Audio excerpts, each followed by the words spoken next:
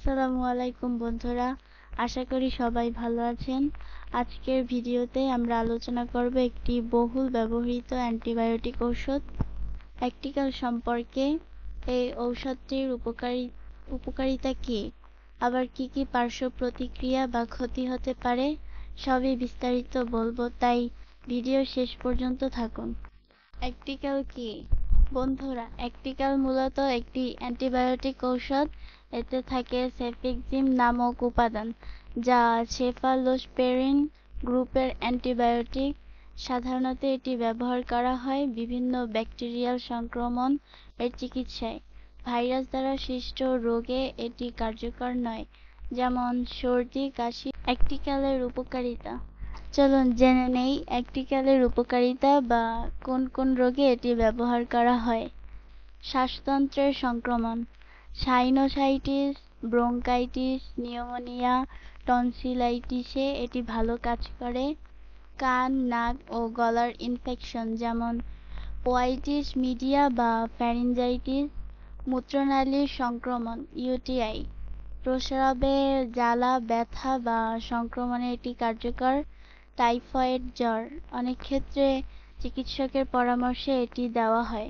পেটের সংক্রমণ, কিছু ব্যাকটেরিয়াল ইনফেকশনে ব্যবহার করা হয়। সুতরাং দেখা যাচ্ছে এটি অনেক গুরুত্বপূর্ণ রোগের চিকিৎসায় ব্যবহৃত হয়। অ্যাক্টিকাল এর অপকারিতা।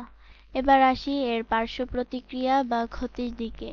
পরিপাকতন্ত্রের সমস্যা যেমন বমি ভাব, ডায়রিয়া, পেট ব্যথা, অ্যালার্জি রিয়াকশন, কারো কারো ত্বকের যাস, চুলকানি, শ্বাসকষ্টও হতে পারে। লিভার ও কিডনির উপর প্রভাব, দীর্ঘ সময় বা বেশি ডোজে খেলে সমস্যা হতে পারে। অ্যান্টিবায়োটিক রেজিস্ট্যান্স, কোর্স অসম্পূর্ণ রাখলে বা অযথা খেলে ব্যাকটেরিয়া ভবিষ্যতে এই ঔষধে সাড়া দেবে না। মাথা ব্যথা, মাথা ঘোরা, কিছু ক্ষেত্রে এসব সমস্যা দেখা দিতে পারে, তাই যে কোনো অ্যান্টিবায়োটিক খাওয়ার আগে অবশ্যই চিকিৎসকের পরামর্শ নিতে হবে।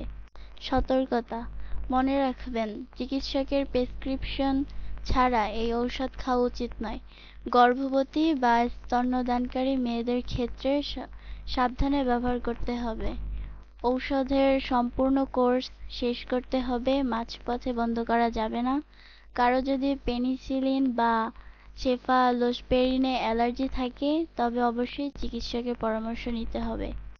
বন্ধুরা, এই ছিল আজকের আলোচনা অ্যাক্টিকালের উপকারিতা অপকারিতা। আশা করি ভিডিওটি আপনাদের কাজে আসবে, তবে এই ওষুধ কেউ চিকিৎসকের পরামর্শ ছাড়া খাবেন না।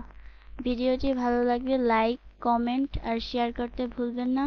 আর নতুন নতুন স্বাস্থ্য বিষয়ক তথ্য পেতে আমাদের চ্যানেল সাবস্ক্রাইব করে পাশে থাকুন। ধন্যবাদ সবাইকে, ভালো থাকুন, সুস্থ থাকুন।